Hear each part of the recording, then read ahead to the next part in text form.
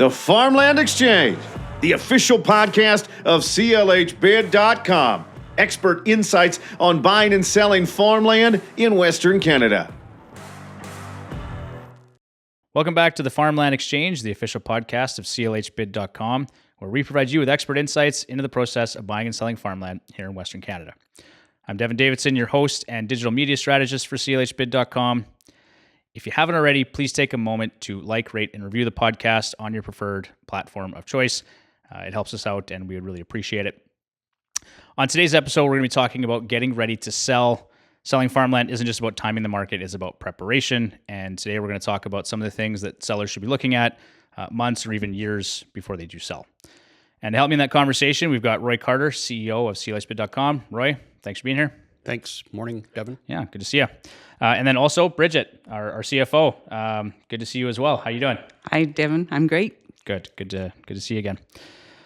Okay, so for this conversation, I think just for introduction and context, Roy, I wanted to ask, what's the typical turnaround time between first contact with a potential seller and the time that they actually do sell? Yeah, good question, Devon. I don't know if I would say there's not a typical time. You know, after a decade in this space, I can tell you the range. The longest would probably be 6-7 years ago. We first, talked to somebody, and we're now selling for them. We definitely recall the shortest one. At least I do. The shortest one was 16 days, where we were contacted by a couple on a Friday. I was away, called them back on Saturday, and they wanted to sell. It was over a 100-year-old farm. Wow. And I said, when do you want to sell? And they said 2 weeks from Monday. And it was like, what? But, we wouldn't do anything that didn't make sense. The whole deal is listen to the people. Yeah. And give them what they want. We don't have a template and say, we're going to do this for you. Sure. Design a product that works for them. And in that case, it was like 2 weeks from Monday. Like, why? Yeah. And it was like, because there's a foreclosure sale in the afternoon of a bunch of land, we want to go ahead. We also have health issues and we want to get to town. And they had the right reasons. We know nowadays with our marketing and that you can get it out there instantly. Right. In that case, Monday morning, the Peterbilt driver and the vans were going and the marketing people, videographers. Yep. Mike Reeve was out there. And the sale went rock star in 14 days. We don't recommend that for anybody. Yeah. But, probably on average, maybe an answer, probably 2 to 3 to 4 months. Is more than ample, and that's probably a pretty common number. People contact us and want to go 3-4 months out, kind of thing. So any challenges with such a short fuse like that? I know I've been a part of a couple of those sales where it's like, okay, we're selling. Not, I don't know if I was involved in the 2-week one, but I think there were some that were quite short. Obviously the sale went well, Roy, but it just seems like a very short time frame to get moving. But I guess that is part of the benefit too of CLH is that the seller gets to set the exit date. Some of it depends upon the cycle where you're at in the crop cycle. So, if you want to sell that land before the new crop and you're calling March 1st, the time is going to be shorter. Gotta go. So, yeah, for sure, Bridget. But if they call you in April and want to go with 15 quarters, you better talk to them, and that's problematic. Do buyers have that much seed, that much fertilizer? Right. That's quite different than pushing 1 or 2 quarters into the market. Yeah. So we also look at what is the event, how big it is, and we really try and assess whether or not it makes sense or not. We do one thing about after a decade. Our database is huge. It's all we do. So people follow us for land. Right. And so we can push it out there, whether it be Twitter, thanks to you, Facebook, Instagram. Yeah. It gets out quick. The world has totally changed there. It has. And again, in that case, 16 days worked. I would say probably the norm is a few months. And you get, I had one yesterday, Ryan Lang and I were on a call. And this is pretty typical too. The guy called and he was in Indio, California, big ranch in Saskatchewan. and said, okay, we're talking here. We're going to start the process, but I don't want to sell before my manager retires. I want to respect him. And it looks like he's going to go to the curb in the fall of 2027. So can we start the process, maybe drone it this summer, get some good footage? Those are nice too. So they're a couple years out, you start the process, and, it gives everybody some breathing space, right? Yeah. Have you encountered many of those, Roy, where or Bridget, where someone does have 15 quarters or 20 quarters and they want a short fuse like that? Or is that pretty rare? I would say it's rare on a short fuse. Most people know that, be careful about that, especially if you want to go on block and somebody take it all. Okay. Because they don't know until sale day whether they got it all or none, so they can't really plan for seed or fertilizer. Right. I don't recall of any that large with that short a fuse, and definitely we would try and talk them out of it and say, look, why don't we push this into a sale in July and then possession subject to the crop coming off for the existing person. And I wanted to go just back to what you'd said about on the other end of that spectrum where someone was waiting 6 or 7 years. So was it just a comfort thing in that scenario where, if they're waiting years to sell, or is it just life planning, estate planning? Like what's going on where they're waiting that time frame? Well, in one case that I can recall, it was about being eligible for the capital gains exemption. So they had to be active farmers for a couple of years, and it made sense to wait. And that's something you would advise them on, I'm assuming? Yeah, okay. Yeah, Bridget, the accountants are always, slow it up. Another case that Bridget and I were involved in, there's a hold period for children to take an interest. And the whole idea behind it is you can't just add a bunch of kids to your title to multiply your capital gains exemption. Right. So it's a 3-year plus hold. You can't even market within that. So it basically becomes 3 to 4 years. And, definitely we've had those where, they come and they maybe want to go right away, but it's like, yeah, we got the kids added, we're good to go. And it's like, yeah, no, you can't do that, right? Yeah. So again, we're not just there to have an event. Yeah. We want to make sure that event works for them down the road. And definitely we had one of those recently where it's like, you guys really shouldn't even be talking to us about marketing. Yeah. So go away, come back after this date. And they did come back after that date, and we sold it, and it sold great. But and then there's other people that, call and are thinking about it. I had one guy in Saskatchewan. I recall he called me, and his name was Tom, and it was like, I think I want to go, Roy. And I was talking to him for quite a while, and I was like, well, you still having fun? And I was like, yeah. And it's like, don't call me, right? If you're having fun, you're good. Yeah. Because that's the problem, right? Yeah. If you're doing something in life that's fun, I'd say stick with it. For sure. Because we definitely see these farmers that, go to town and they go to the A&W every morning, and that's not necessarily fun. No. So in that case, I just looked at my notes the other day on that one, because we are selling for him now. And then I had to go back and look to the notes a few years earlier.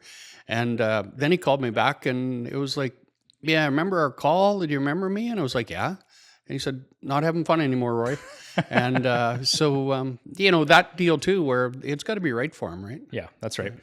And some people, it just takes some time to process, and they're long-term planners. Yeah. And that works too. And it's an emotional decision, right? We've talked about that lots. It's not something that they take lightly.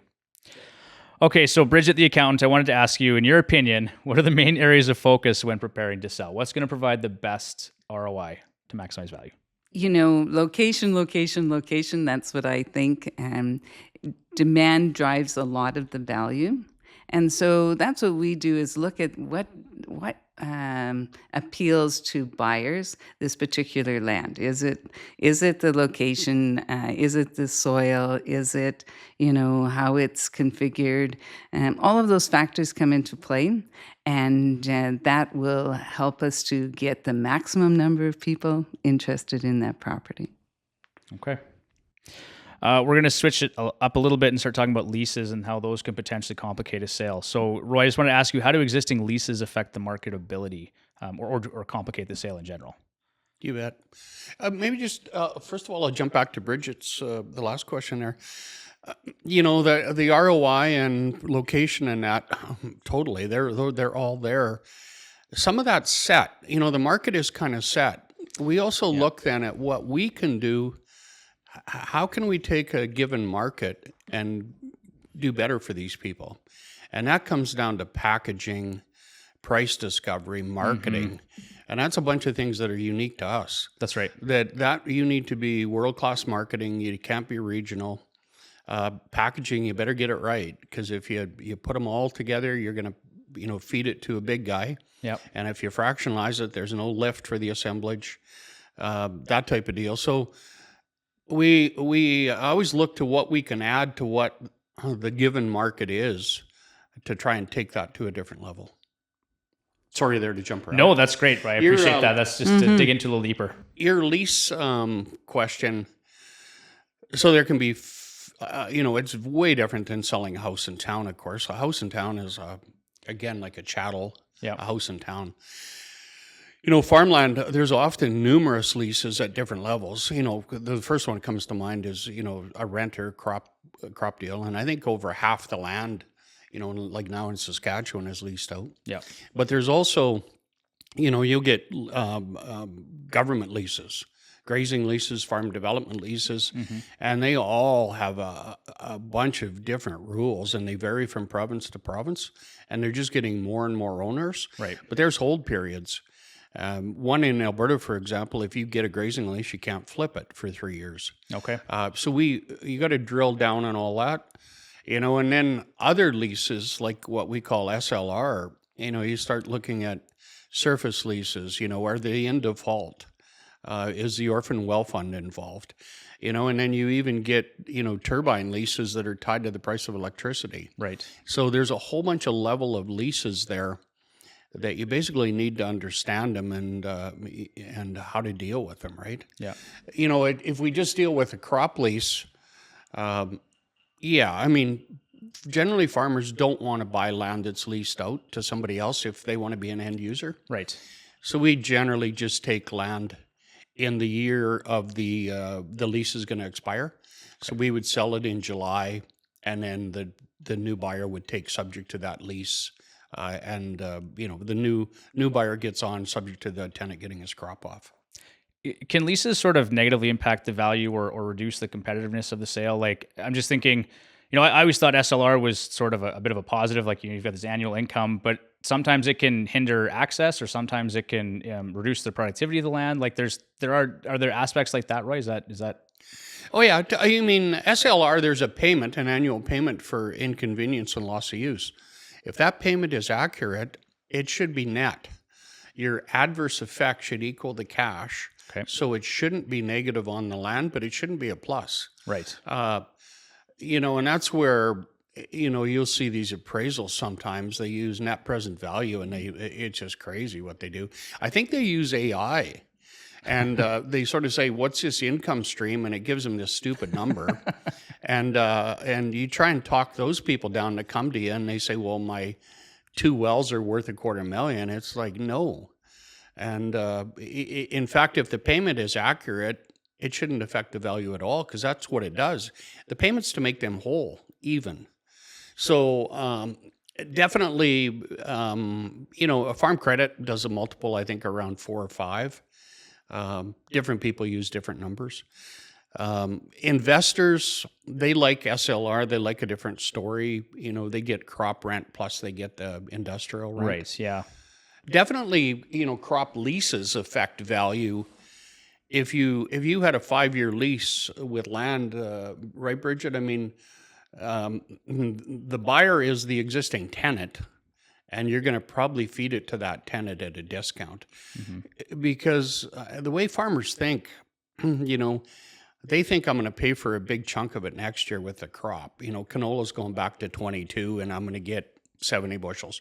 They're optimists. Yeah. They don't want to get $90 cash rent. And there's also issues with financing if it's a rental property or if it's end use and you can crop it. So definitely, selling land under a long-term crop lease, that's problematic, right?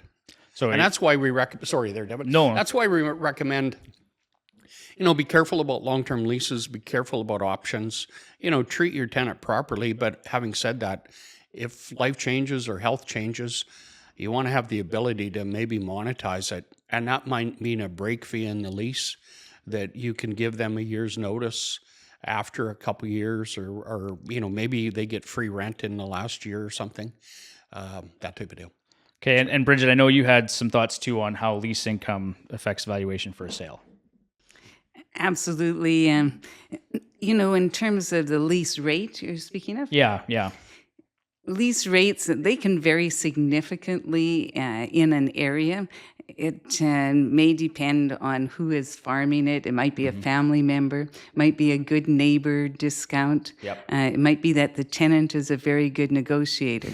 So, always you can't rely on the lease rate to determine the value of the land. Right. And the next door neighbor, he'll know what that land can produce. Yes. And so he's very aware he doesn't need to know the lease rate.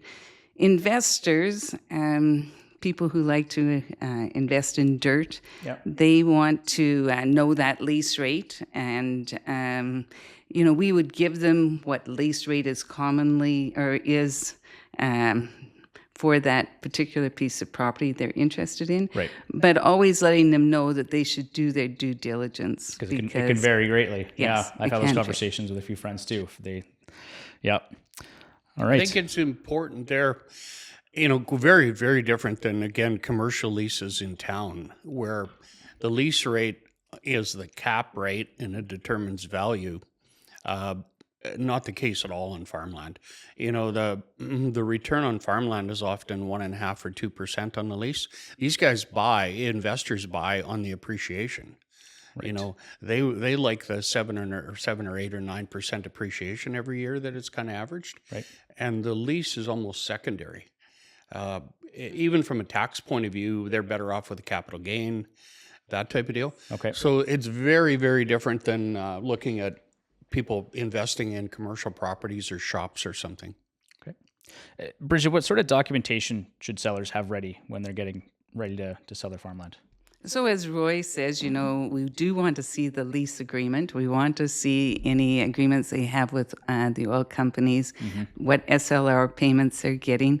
Wind and solar are more common as time goes on. And those leases may have hidden clauses in there that, the infrastructure isn't in place, but the company has an option to put that infrastructure in at a later date. So all of those things need to be understood and be part of the package. And one of the things we look at is land titles. So we have access to land titles. We make sure about the current ownership, caveats that might affect the sale, all of those things as well. If they have soil testing reports, those are good to have. It may really help to drive, again, the value of the land. So, And crop rotation records, just that documentation as well, is that important? crop rotation is good. And, if they just are finished with the one and canola is going to go in next year, that's a very good thing. So, Because they're going back to 22, as you said, Royce. So. Yeah, I mean, chemical herbicides, all that, records of that, it says a few things. If somebody has really good records going back 20 years on all the herbicides and the residue issues and rotations and that, you kind of know it's good, clean land and they're a good farmer. Yep. There's a correlation between that and then if somebody says, yeah, I have no idea and I kind of forget what was seeded last year. That's a bad indication right away. It's probably not. So it speaks to the land. For sure. Going back to the leases and agreements, Bridget, if they're under negotiation, is it better to negotiate those in advance of a sale, such as pipelines or solar or wind projects, or to let the buyer negotiate those types of deals? You know, we always recommend that the buyer would negotiate those because we don't know what that end user might want or need. SLR is a good example you mentioned about where is that infrastructure going to be placed on their property. Right. Pipelines, so it's all very important. It would the adverse effects may outweigh what our narrative could actually. I was just going to ask, and you answered my question. Okay, so thank you. Yeah, I mean, we've seen cases where the buyer has yellow iron and wants to put in the well site. So it's a term then when he negotiates. Okay. And we had one case where the buyer wanted to do frack water and wanted to enter into the agreement ahead of time and expand a pond. And the guy just kept bidding and bidding on the land. So he was sort of buying himself a contract as well as buying land. Okay. And had the prior owner entered into that contract, that doesn't happen, of course, right? Yeah. Okay. We're going to move on to cleanup now. So things like materials, grain bins, equipment, the yard site itself, and just how that can impact the perception of the property and maybe how it sells. So, Roy, does yard presentation really impact bids? You know, yeah, presentation is always good. But in the end, these guys see through that. You know, they most of them have equipment and they can change that yard in 2 or 3 days. Sure. You know, it's big business now. So, you know, you always get weird looks at the kitchen table if you say, you know, they'll ask you. And it was like, yeah, don't spend, 2 months cleaning stuff up. And it's like, what? Because they take it quite personal. And they, I was in a house the other day and the lady said, should I bring in cleaners? And it looked like amazing already, right? But, when you tell them no, it really doesn't matter if it's dirty or clean. They want your land. Yeah. You probably offend them. But no, be careful there. Whatever you do, you're not going to get it right. Okay. Some just look at it and they don't tell the seller, but they're thinking of a hole in a pit. Right. And they get rid of some stuff. And yeah. How are leftover materials viewed? Things like scrap metal or gravel. Bridget, what do you think? How are they viewed? Are they viewed as like, is that additional value for them? If, okay, I can send some scrap metal in for cash, or I've got some gravel left over, or is that just sort of more of a hindrance, something they have to deal with later? Again, each one will deal with that independently. So best that the buyer can deal with it. Okay. Scrap metal, with the prices during COVID there, people were kind of doing the math on pounds, and they would just call in these guys that would come and pick it up themselves. Sure. It's interesting. We had one sale where they had rented it out for 5 years, and they had 2 butler shops, 40 by 60, full of equipment. But it was older, like 4520 John Deere's, 8820 combines, stuff like that. But they didn't want to bother with it. And it was a brother and a sister that had lived together, never married ever. And they were like, they were just sweating. Like, how do we deal with that? We don't want to deal with that. What do we do? And I was like, if you want, we can just sell those 2 shops full. And we'll just sell the land and the buyers will figure that out. Just let a buyer walk in there and they'll do the math, whether it's scrap metal or whatever. Yeah. And you could just see they were both relieved, right? It was like, really? Let's do it that way. And sale went great. And, I don't know where the equipment ended up, but obviously that buyer, I know the buyer was a big player. It wasn't used by the buyer, but they do the math on where it can get sold or monetized, right? Okay, so when in doubt, just leave it to the buyer. Yeah. Okay, I wanted to play a bit of a game just to have some fun with you guys this morning. So we're going to talk about improvements here. It's a bit of a rapid fire segment, but I'll get both of your opinions on each one. You can just tell me yes, no, or maybe it depends, and then you can elaborate on that. So, Bridget, we'll start with you. If I'm a seller, should I be looking at replacing shingles, windows, or doors? No. Okay, Roy? I would say no. Yeah. Okay. They're expensive. I've been checking out doors and windows myself, and you just don't get that payback return that quickly. Okay, fair enough. Grain storage, handling, and drying systems. Yes or no? Is that something you invest in before a sale? No. Okay. There, I would if they can be moved, if they're smaller hoppers and that, quite often a buyer doesn't want them. They're too small, but somebody does. So I would probably disagree with Bridget there.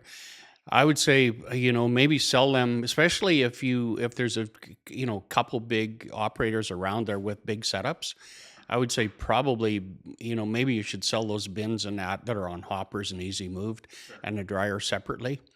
And don't leave it, because you probably got a different buyer for that than you do that land. Okay, I thought the question was... No, you don't get another chance.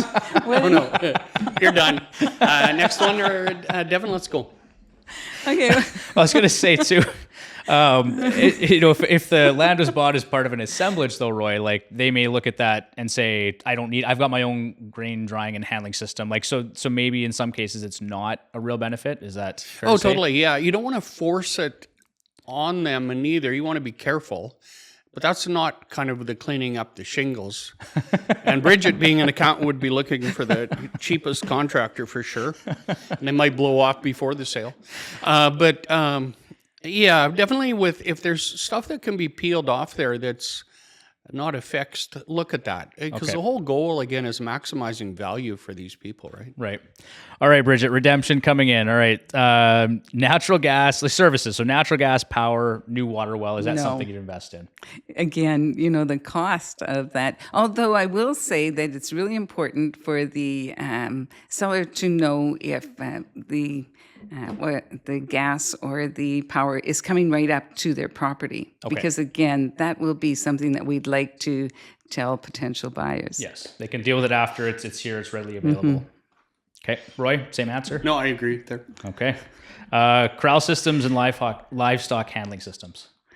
Don't invest in further. Okay. In fact, we have had sales where we have put out options that you could sell that later to the successful buyer. Right. So something to consider. Can we actually enhance the value by doing that? And that's a good point, because I've seen sales, Roy, where it is movable, and they said that's not involved, or that's not included in the sale, right? They're going to take that somewhere else. So yeah, exactly. Good point, Bridget. Yeah. We'll do especially ranches, we'll sell, and then we won't put out for tender the cattle or, bales or whatever, but we may do a list and have option prices on it, especially if it's in quite a remote area where it's maybe hard to get stuff back in. Yeah. And then at least give the high bidder the option, but then if they don't take it, the guy's free to sell it. Yeah. You don't end up pushing it to somebody that doesn't want it and won't really pay for it, right? Okay. Yeah.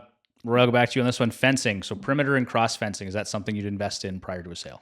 No, I would say not. You'll get it wrong. Everybody's got a different idea. What's the proper best fencing? Sure. That type of deal. Okay. It definitely affects, especially grazing leases, at the price cost nowadays to fence. It has a big effect. So it'll be factored in on the price. But if you went and fixed all your fence on your grazing lease, you're probably still going to be underwater as far as getting it back.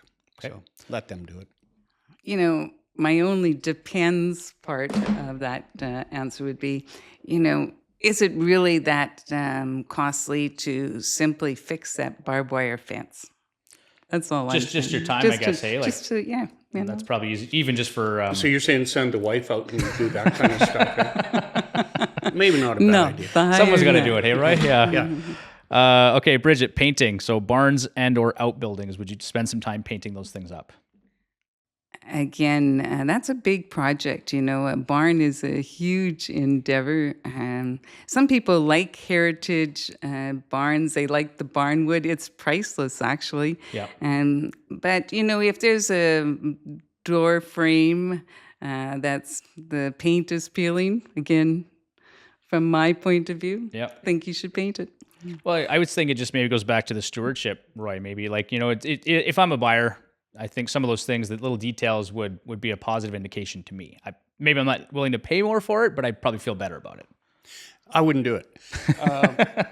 Painting a D7 that's going to auction in Edmonton, paint it all day long. They look good. Yeah. Because you're selling the D7. But let's not forget what we're selling here. We're selling land, not the old barn. improvements. Yep. And if you've got 5 kids that lost their parents listening to this podcast and you're saying paint, they're all going to have a disagreement because one of them is going to be doing most of the work at the farm, driving 3 hours. Yep. And they're not going to get that value back. Okay. It is what it is. And, depending who buys it, there may be no yard there in a year or two, right? Right. Yeah. So I would paint equipment all day long going to town, but when you're selling land with improvements, I wouldn't. Okay. That's why we're having this conversation. Yeah. Grading and gravel, something you'd invest in, Bridget? The, filling in holes, if you have the time, the equipment, the knowledge, I think that's a good idea because you're going to increase your cultivated acres. But, if you don't have the equipment, if you don't have the time, then maybe that actually is a perceived value to the buyer. And maybe he'll pay more because he knows that he has some opportunity there. Right. Gravel, it's magic in my mind. It always disappears. Quickly. So no to gravel. Okay. Roy? I probably wouldn't. Again, a lot of our buyers are not the farmers. They're the farmer. A couple have held it and then passed away, and it's the kids. They don't often know even where to source the gravel and all that, or where the soft spot is in the yard and all that. Yeah. I wouldn't do it. All right. Landscaping? Is that something you look at? No, it just takes too long to get results. Okay.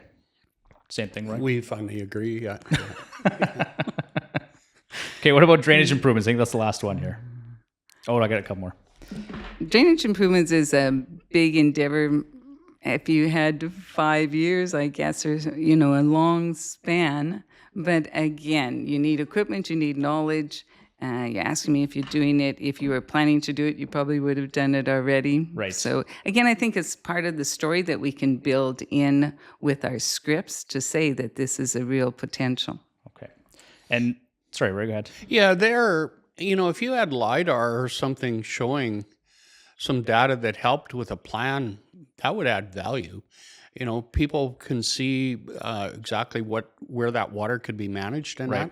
they'll do it, but I don't think it hurts to show them where your plan was and what's workable. If you sort of had some LiDAR to back it up, they'd use shot elevations or whatever. Okay. And I think you may have alluded to this already, Roy, but home renovations, you said don't bother cleaning if it's already clean. Would you spend any money renovating the home before you sold it? No, not at all. That in town, I think you don't get it back quite often out on the farm. I don't think there's a chance of getting it back. Bridget? Totally agree. The white cabinets versus the wood cabinets, you just can't get it right. It's all preference, right? Yeah, That's exactly. right. Okay, what about removing old bins or collapsing structures? Is that something you'd look at? If you had the ability, collapsing structures, I don't think it does anything for your sale. But old bins, you don't know what value a buyer might attribute to that. They might have some particular use for it. Okay. Yeah, again, just thinking here in the last month, a widow, and it's funny, we're all like that, I guess, but her big focus, and it's everything to him, right? It's like another person in their yard. But she lost her husband unexpectedly, and her big fear was a bin that was half full of some heated grain and what she was going to do with that. And it's like, man, don't worry about that, right? We got to disclose that, but let these buyers figure that out. Like you need not worry about that as a new widow, and just take that off their plate. That's sort of even aside from would she get value by cleaning it out, but also give her a life, right? And let her, focus on moving ahead as opposed to that kind of stuff. Okay. So again, just when in doubt, let the buyers deal with it. Yeah. Bridget, I got a tough one for you. Are sellers better served to disclose any sort of defects or just repair them? What route should a seller take? Just as we talked about before, I think that, the buyer can deal with anything that comes up and deal with it in the way that they want to. Okay. And then, of course, I want to talk a little bit about going back to structural issues and deteriorating buildings, is that something that scares lenders? Like if I'm getting an appraisal for lending purposes, do they look at that and is that a concern for them? Well, first of all, I think, we're in the business of selling farmland, and the improvements are always a secondary part of the whole property package. Basically, our offer to purchase says that the buyer is going to, if he is the high bidder, he is going to be obligated to complete the sales transaction. If he wants to get an appraisal or an inspection report, that's his choice, and we can arrange that. But, we say that when you have an open, transparent market and you bring everybody together on that same day, that is the fair market value. Yes. And so, lenders seem to be, they see that and they recognize that it does have the value. Okay. Anything to add, Roy? I would say lenders will be spooked by environmental, but yeah, not by the condition of the buildings. If there was some environmental issue, it would have to be disclosed. And we've had cases where there's a prior dump on the land or whatever. That has to be disclosed. But I think the environmental would be the only issue. The other one, the lenders just factor that into value. Yeah. All right. And we're going to shift a little bit and just talk about the house itself. Obviously, there's a lot of emotion tied to the home. We've talked about improvements, but just generally speaking, does a house add value or does it narrow the buyer pool? We look at, proximity to a city, workforce. Should they look at subdividing it? Yeah. Is there two different buyers for that home quarter? That was my next question. Who's around there? Is it sort of the big heavy hitters expanding with raw land? And then, what's the cost of, subdividing? On the drive out here this morning, I had just had a call with a fellow in Northern Alberta where that was his plan. They were a Danish family that came from Denmark, and his parents were older and their house burnt. Always a problem, and they had to rebuild. And the mom was like 90, and they rebuilt, of course, too much of a house on the land, and the son's on another quarter. And it was like, then how do I monetize this, right? But then he went to subdivide it, and I was talking to him on my Bluetooth in the truck, and it's like, man, I want to talk to the surveyors, and it's going to cost me $60,000 for a different septic system because, of course, the RMs in county, you're grandfathered until you go to subdivide. Right. So his decision was, I'm not going to subdivide because they're going to tag me for all this. I'll let the buyer maybe figure out if they want it, or if they don't, they can pay the cost. Okay. Or maybe they can figure out how to bore the new system in cheaper or whatever. So I don't know if that answers the question, but we definitely look at how do we get value for that house. Sometimes if it's modular, sometimes it's moved. Yeah. So definitely, selling across Western Canada, houses are a problem on farms because, of course, the acres are increasing and more people are living in town. Eh? So you sort of, how you would deal with it is looked at it on a case-by-case basis, right? And sometimes this has happened too, where the seller wants to stay in their home for an extended period of time, right? So how does that dealt with, Bridget? Do they give you a time frame? Maybe it's another year, and then how do you look at that? We've had situations where we couldn't have possession take place of the home at a later date. But, generally the sellers, they want to get on with their life too. Right. And so this is all part of the process. Okay. The next thing we want to talk about is value added for things like future aggregate potential or possible irrigation. Roy, have you ever encountered a situation where a seller would say, my grandfather said I could take the gravel from the back 40? Like, is there, someone comes back for materials years later, is that ever a problem after land is sold? We've had people show up that we claim some of their equipment or something on back in the bush was theirs. Never had an issue with aggregate like that. Definitely my grandfather was digging a dugout back there with a rubber-tired hoe and he hit gravel. Could we say there's gravel here, or what do we do? In those cases, we generally recommend some sort of testing, or at least alert the buyers that they're welcome to test as long as we have the information. Okay. That type of deal. So you don't ignore it.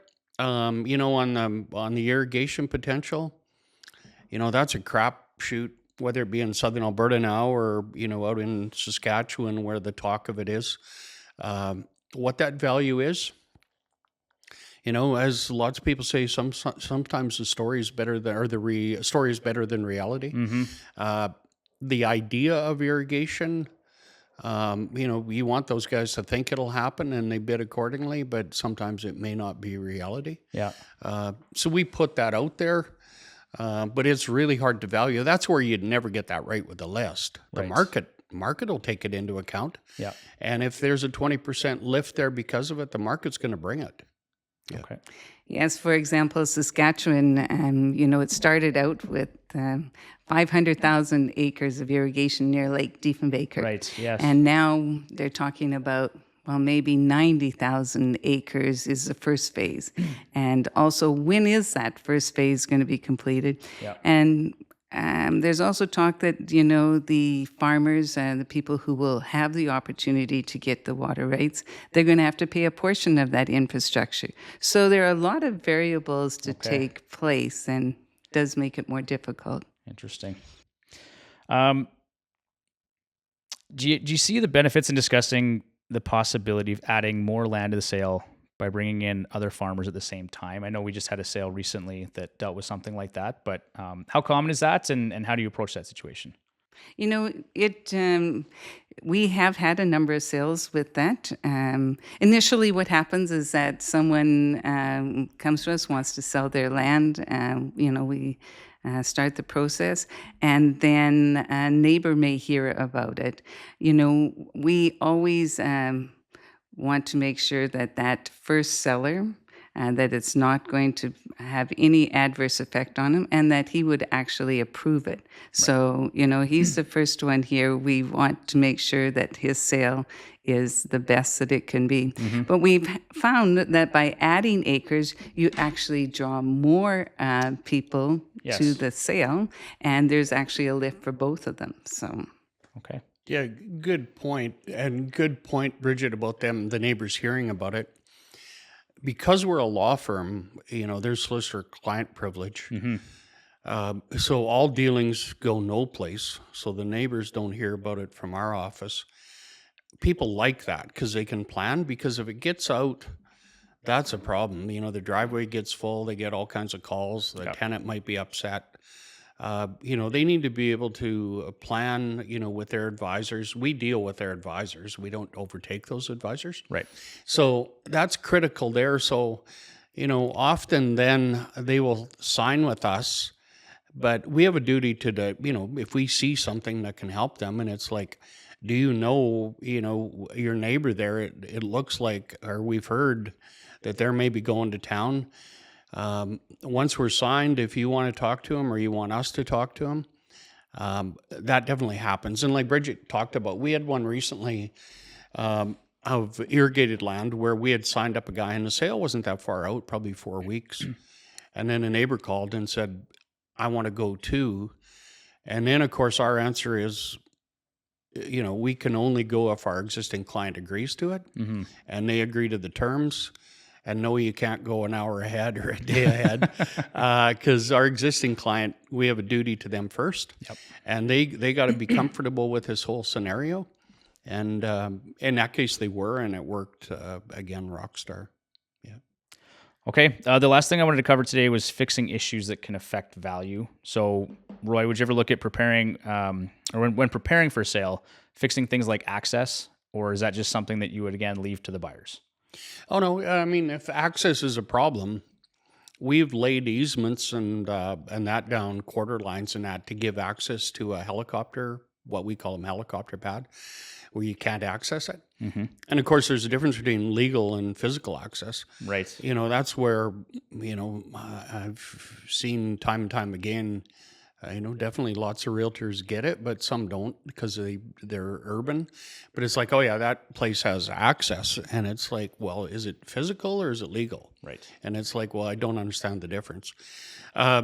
So definitely, if we see added value, we will legally overlay an easement over another piece to get to that piece, that type of thing. So yeah, definitely that's something we drill down on. Access means money in most cases. Okay. And the last one here, Bridget, other issues like joint well use or joint hydro use, is that something you would address? Roy, that probably is your area. Oh yeah, no, it's good. Good questions. We just had a joint hydro one where we were selling pivots, and of course these guys, when they're doing it, they don't think about ever selling. So the one guy just made a deal with Herb to pull power from him, and they would just square up at the curling rink in the winter for the power. And so we were drilling down on it as a team, and it's like, where's that center pivot powered from? And it's across the road at Herb's. Okay. And it's like, yeah, that ain't going to work for a buyer, right? So, of course, then in advance of the sale, they dealt with the power company, got that all organized. It was all disclosed. Okay. Similar to a joint well agreement and that type of deal. Sure. It just needs to be disclosed. And there's, generally try and get rid of the hair on them for sure. All right. Well, with that, I think that's kind of the end of the episode here. But just as some parting words, is there one piece of advice you'd like to offer? One takeaway for retiring farmers, executors, or investors that you would want them to take away from this episode? I think that I would like them to take away to plan ahead. It's always difficult to know exactly when you want to exit, but you can think about how that would look like, and then talk to your advisors. Talk to us, well in advance. Just as Roy has said, there's many times when we've been able to provide some advice that would make this transition much easier. Okay, perfect. Roy? Yeah, it's quite similar. I would say, you can talk to us knowing it goes no place, which is critical. Because once that word gets out, it's usually not fun. And probably secondly is life's short. Don't spend a summer, if you're 4 or 5 kids cleaning up the place you grew up with 80 miles away or 200 miles away. Yeah. Go boating, take your kids someplace, and the market will figure out the difference in value there from cleanup or not, and it'd shock you. It's not very much. Okay. Well, thank you both. That was a great episode. I appreciate your time. Thank you, Devon. Thank you. Okay, well, that's going to do it for another episode of the Farmland Exchange. Thank you very much for tuning in. We appreciate your support. If you haven't already, like I said at the top of the show, please leave a 5-star review on your preferred podcast platform. It helps us out, and we do really appreciate it. If there's any topics you want us to cover, or if you are interested in selling farmland yourself, please contact us. Our email address is info@CLHbid.com, or give us a call at 866-263-7480. That's going to do it for now. Thank you for tuning in. I hope this was a positive exchange for you. Take care.